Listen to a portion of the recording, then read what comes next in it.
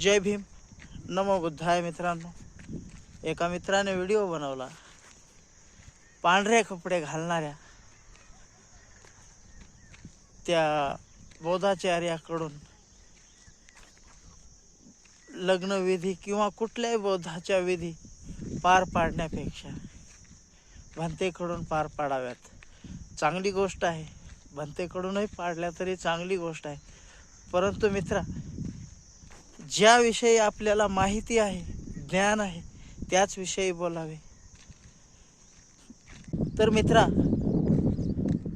बौद्धाचार्य हा सहजासहजी होत नाही.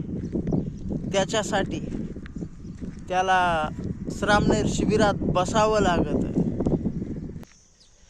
आणि श्रामणेर शिबिरात नुसतं बसूनच नाही, तर त्याला त्या बौद्धाचार्याची परीक्षा पास व्हावी लागते.